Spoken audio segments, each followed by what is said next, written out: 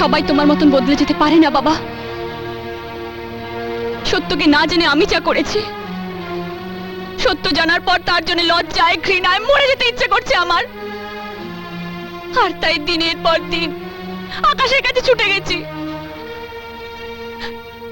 ভালোবাসা ভিক্ষা করেছি বাবা, ভালোবাসা ভিক্ষা করেছি। ও যদি আমাকে ফিরিয়ে দিত, তাহলে জীবিত কবিতা তোমার সামনে দাঁড়িয়ে কথা বলতে পারতো না। কবিতার মৃতদেহ পেতে তুমি। কবিতা, জীবনটা ভালোবাসার সস্তা আবেগ নয়, জীবনটা অনেক কঠিন। আমার মেয়ে হয়ে তুই সুখ, ঐশ্বর্য, আরাম, আয়েশ ছেড়ে একটা সহায় সম্বলহীন ঘরে গিয়ে আশ্রয় নিবি? আমি তো তা মেনে নিতে পারি না। কি পাবি তুই ওখানে? অভাব, অনটন, দারিদ্র। আর এদিকে তোর জন্য অপেক্ষা করছে কোটি কোটি টাকা, গাড়ি, বাড়ি, সম্পদ। জুতো যদি সোনা দিয়ে বানানো হয়, তবুও তা পায়ে থাকে বাবা। সোনা বলে কেউ তাকে মাথায় তুলে নেয় না। ভালোবাসাহীন কোটিপতির ঘর আমার কাছে সোনার জুতোর মতনই। কোনো কোটিপতিকে বিয়ে করে 2 দিন পর ডিভোর্স করাচ্ছে।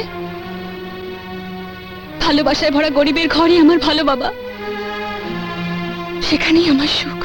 ভালোবাসা, ভালোবাসা, ভালোবাসা। সুমন কি তোকে ভালোবাসে না? কি নেই ওর? দেখতে ভালো, ভদ্র, সভ্য, শিক্ষিত, আমাদের স্ট্যাটাসের সঙ্গে মেলে। আর তাছাড়া সুমনকে আমি কথা দিয়েছি। সুমন আমার ফ্রেন্ড, একজন ভালো বন্ধু। বন্ধুত্ব আর ভালোবাসা এক জিনিস নয় বাবা। সুমনকে কথা দেওয়ার আগে এটা তোমার ভাবা উচিত ছিল বাবা।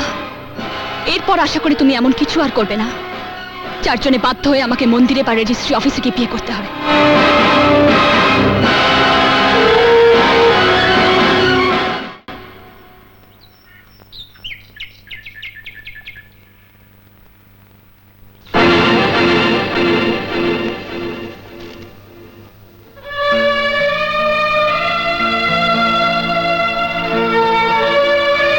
সেদিন তুই গিয়েছিলি, আমি ফিরিয়ে দিয়েছিলাম।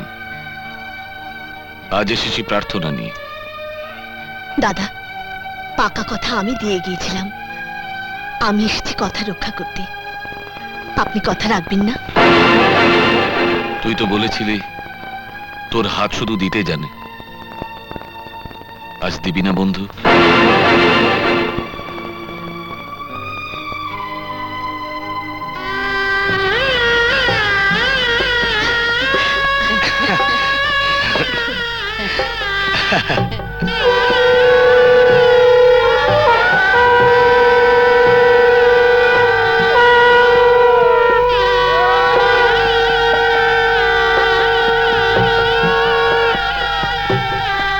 দাদাপতি কি লাগে না?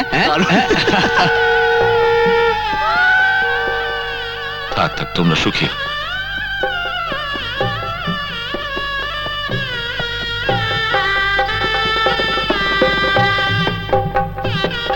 সুখী।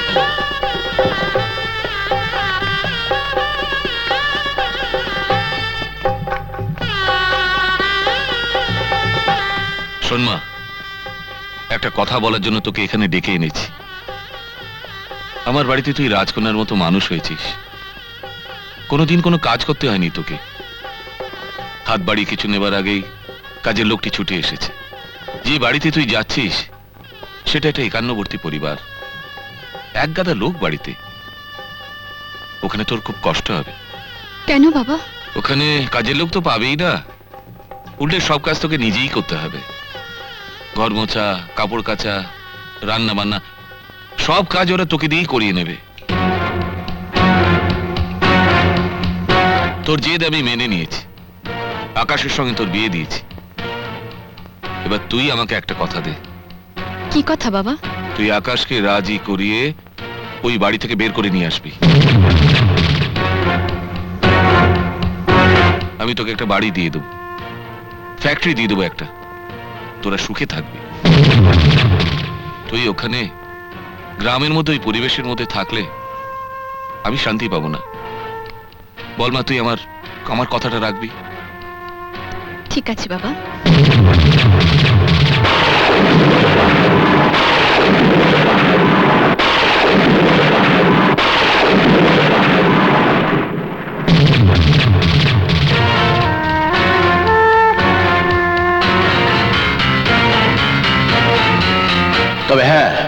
যে ভাই ভাই করে আজ তুমি আমার বোনের ভালোবাসাকে অপমান করলে, একদিন অনুশোচনায় তার জন্য তুমি কাঁদবে। যেদিন বড় হয়ে ভাইরা বিয়ে করে তোমাকে লাথি মেরে চলে যাবে, সেই দিন বুঝবে আমার কথা কত বড় সত্যি।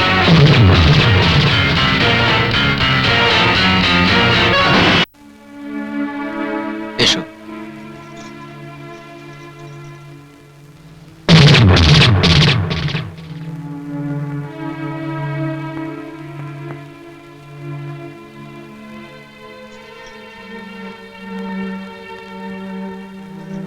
কি বৌমা, আপনাকে প্রণাম করতে এলাম। আমাকে আবার প্রণাম কেন? কেন পিসিমা, আশীর্বাদ করবেন না আপনি? আমি এই সংসারে নতুন এলাম, আপনি এই সংসারে গুরুজন।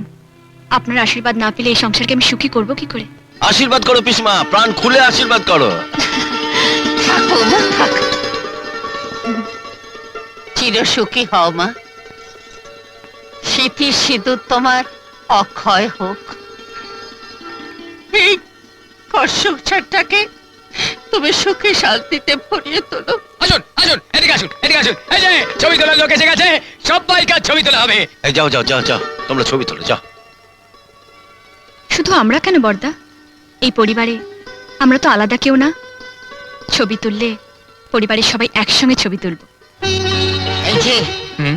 শোনো বাচ্চা, হুম। ওই যে যে বাঁদরটা হুম। চাচা ছিল না, হুম, হুম। ছবি তুলবো ছবি তুলবো, হুম, হুম। সে গেল কোথায়? দেখবে ছবি তোলার সময় হুট করে ঢুকে পড়বে। হ্যাঁ। তুমি একটু খেয়াল রেখো। আহ পিসিমা, কাকে কতগুলো বলছো? কেন রে, ছবি তোলার লোককে?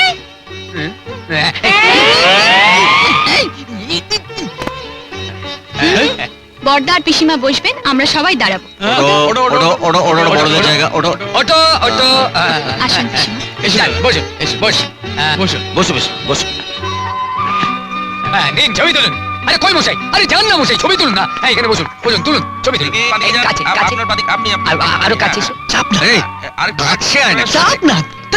ঠাকুরপোর মনে হয় বৌদিকে পছন্দ হয় না। পছন্দ নয়? আচ্ছা আচ্ছা, ঠিক আছে, রেডি। এই নিন তুলুন। পিসিমা, পিসিমা চলুন, আমাকে রান্নাঘরে সব দেখিয়ে দিন। আজ থেকে আমিই রান্না করব। এসো। দাঁড়াও দাঁড়াও দাঁড়াও দাঁড়াও দাঁড়াও। দিদিমণি, দিদিমণি, দিদিমণি, দিদিমণি। নমস্কার। তুমি? আগে দিদিমণি বাপের বাড়ি থেকে এসেছি। বাবু দিদিমণির জন্য কিছু মালপত্র পাঠিয়েছে। ও কবিতা, এদিকে এসো, এদিকে এসো। দাদা, দেখো তোমার বাবা তোমার জন্য কিসব জিনিসপত্র পাঠিয়ে দিয়েছে। সবগুলো জিনিসেই বাবু আপনার নাম লিখে দিয়েছেন। কার্তিক, এগুলো সব তুমি ফিরিয়ে নিয়ে যাও। বাবাকে বলবে আমাদের পরিবারে যা কিছু আছে তা কোনোটা একার কারণ নয়, সবটাই সবার। আমার তোমার বলে এখানে কারোর কোনো ভাগ নেই। আর এ বাড়িতে যা আছে এখন তা সবার সঙ্গে আমারও। এসব কিছুই আমাদের লাগবে না, তুমি যাও যাও।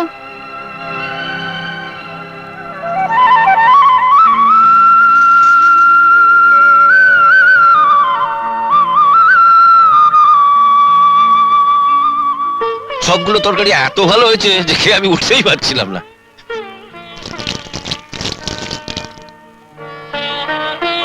যা যা যা যা যা যা। হ্যাঁ, এক মিনিট। মাত্র চলটা হয়েছিল না, শোনাচ্ছে শুদ্ধ খেয়ে নি। ফ্যান্টাস্টিক।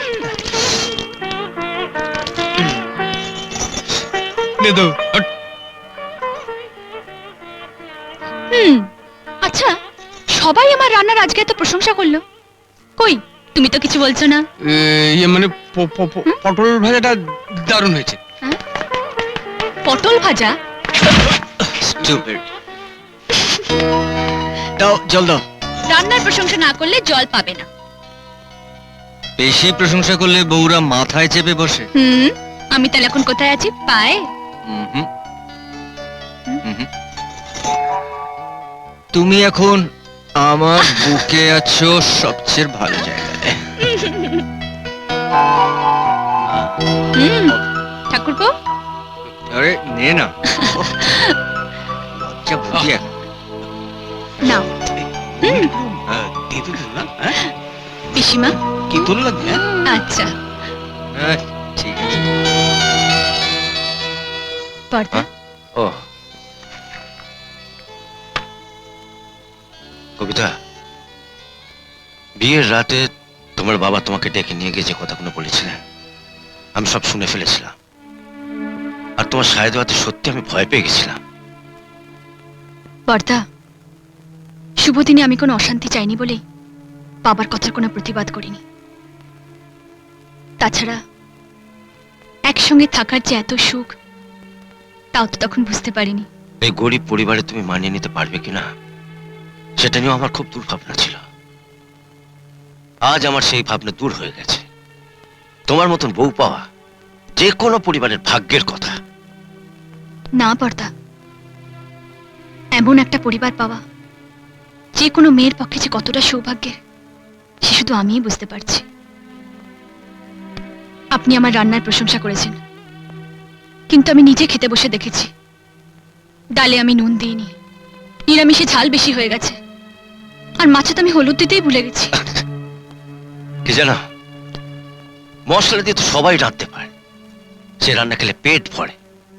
তুমি রেঁধেছো মমতা দিয়ে, তোমার রান্না খেয়ে আমাদের মন ভরে গেছে। তাই বুঝি এমন একজন আজকে রান্নার এমন প্রশংসা করেছে যা আজকের মেনুতেই ছিল না। হ্যাঁ? পটল ভাজা। কবিতা রান্না করছে, আর সেই রান্না খেয়ে তোমরা সবাই খুশি হয়েছে। এই কথা শুনতে তোমাকে আমি ডাকিনি আকাশ। আমি তোমাকে ডেকেছি কবিতাকে যাতে রান্না করতে না হয় সেজন্য, কবিতাকে যাতে ঘরের কাজ করতে না হয় সেজন্য, তোমাদের ঘরে যাতে 2-4 জন কাজের লোক থাকে সেজন্য, রান্নার জন্য আলাদা বাবুর্চি থাকে সেই জন্য। আমি ঠিক বুঝতে পারলাম না। দেখো আকাশ, যতদিন তুমি বিয়ে করনি তুমি দাদার সংসারে ছিলে ঠিকই ছিল। এখন তুমি বিয়ে করেছো, তোমার সংসার হওয়া দরকার, তোমার নিজের সংসার, শুধু তোমার আর কবিতার। সেটা কি করে সম্ভব? আমি ব্যবস্থা করে দেবো, বাড়ি করে দেবো, তোমাদের ফ্যাক্টরি বানিয়ে দেবো। না না, ব্যবস্থা করার কথা বলছি না, কিন্তু দাদাকে ছেড়ে ভাইকে ছেড়ে আলাদা, সেটা কি করে সম্ভব? কেন সম্ভব নয়? নিজের সুখের কথা, ভবিষ্যতের কথা যদি চিন্তা করো তাহলেই সম্ভব। নিজের মতো করে আলাদা করে সংসার করা, নিজের মতো স্বাধীনভাবে থাকা, এর আনন্দই আলাদা।